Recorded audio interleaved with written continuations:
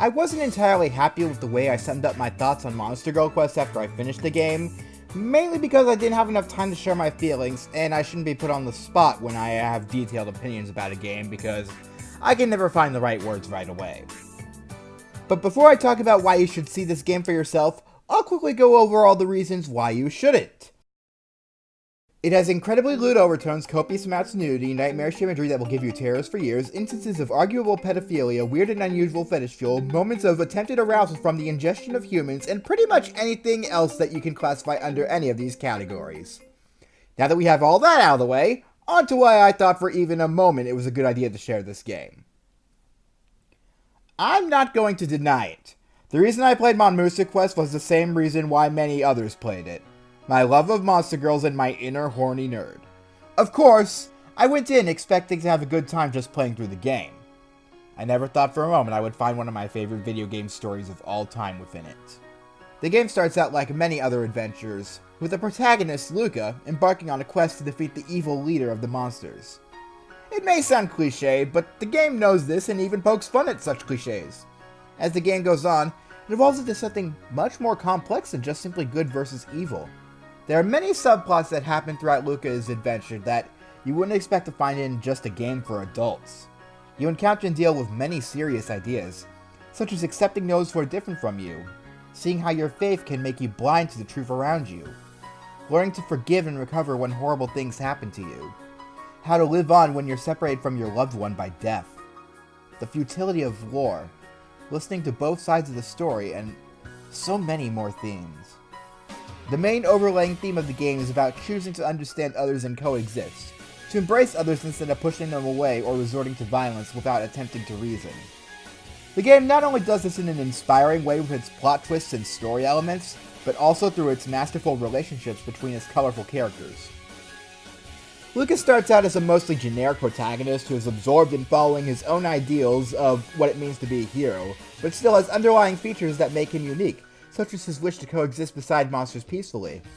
His companion, Alice, is interesting in her mannerisms and actions, but we don't know a whole lot about her until we spend more time around her, and she starts to open up to us more. While they start out simple, the growth and evolution their characters undergo throughout the game is staggering. We can see how the obstacles and events encountered throughout the game impact them, and how it changes them in the long run.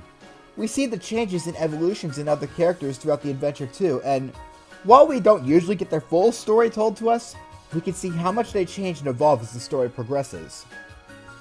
Another strong spot this game has is with its antagonist. Almost every main antagonist, and even many supporting antagonists, have just as strong motives and characters as the other main characters in the game.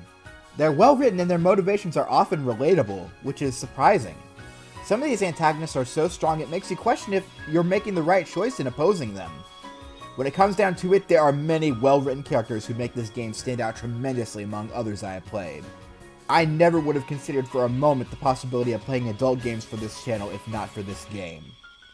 I think that this game's story and characters are something that every person on the planet should be able to witness, which is a shame considering the adult theming shuts it away from many. There was a reason Undertale's story didn't impact me much. It is beaten almost every way by this game that I played first.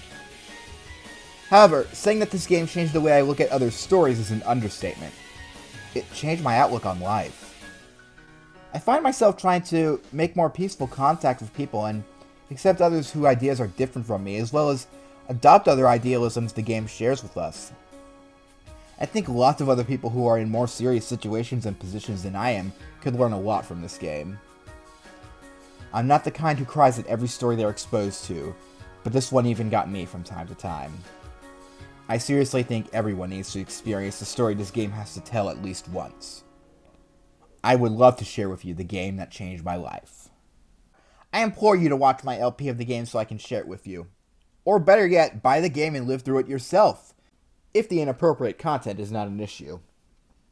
There's a detailed guide in the description below on how to do it, and I do hope you consider. Finally, for those of you who came to my channel for this game, stick around if you enjoy my content.